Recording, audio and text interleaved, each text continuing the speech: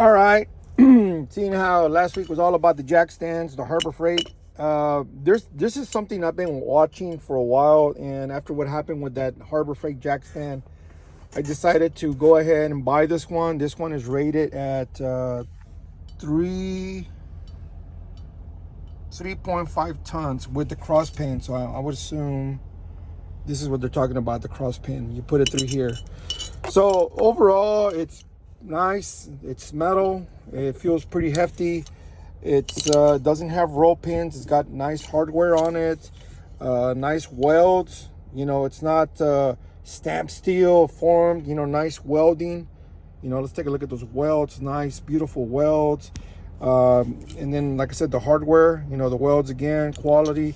So the way it kind of works is you just release it, and it sits in the floor jack. I'm going to do another video, but I wanted to do this one right now. So I'm trying to do it one-handed. So what happens is this: when you do this, it's able to come down, and you know, you load it, and for some reason, if it catches like in between, it'll set itself. It's spring loaded inside. So the mechanism, it looks like it's steel, like a steel rod with a steel spring that's captured in a bore. The mechanism inside has a nice spring in it with a rod to help it guide it, to keep it from deflecting or coil binding, whatever you want to call it. So this right here is a very interesting thing.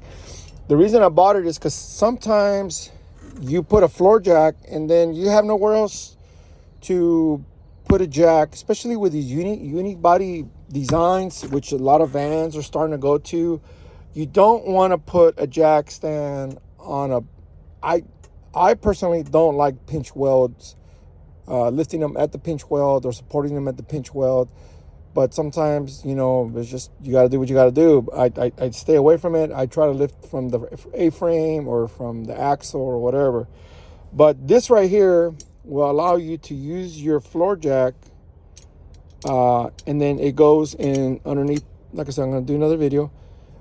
It goes, straddles the bars on the floor jack, and it permanently holds your load safely without relying on the hydraulic cylinder to hold it.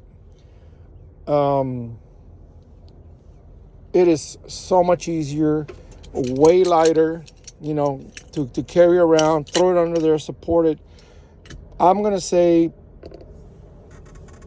80% of the jobs that are quickies, you know, quick in and out, a wheel caliper or a brake, or just lift it so you can get under there so you can get to the oil pan bolt or whatever you got to do. Or maybe you're just doing some electrical work. This is really a nice answer. I don't think I would leave this if you're doing like a transmission swap or an engine swap on a floor jack. I mean, it just be in your way. But 80% of the time, this is really handy. One, you cut down on, you know, having to have the floor jack with you and the jack stand. You go to this. It's smaller, easier to handle, easier to manipulate. It's about efficiency. That's, at the end of the day, that's what it's about. It's efficiency.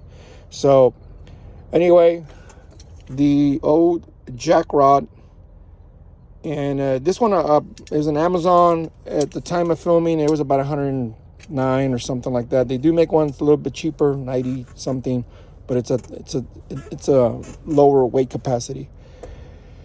Hey, let me know what you think.